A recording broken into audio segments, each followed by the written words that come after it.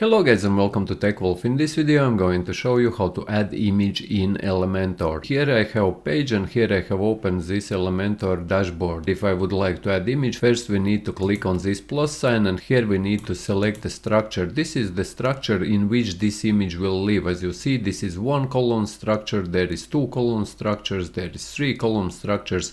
I will select two column structure. Once we have two column structures, now I can add here two images, one on the left, one on the right, or in one side I can add, for example, text, in another I can add image. Here you can change layout of this structure, here you can change style of this structure. I will not be getting into these details, but now if we would want to add an image, here at the very top you will see this dotted icon which you click on, and this will open Elementor elements which we can add into these structures. I will be using image. As you can see here guys, if you would want to add image, just click on this image, hold mouse down and drag image whether to the right side or whether to the left side, depending where you want to add your image. Once you have added this image, come back here and click on choose image, as you can see there guys, and you can choose any image from your images. Select that image and you can see that we have added image now here on the right hand side. And if you would want to do any changes of this image, or if you would want to delete, for example, or change this image, you just click here again on choose image and you will be able to change it, or you can delete it by clicking here on this bucket icon,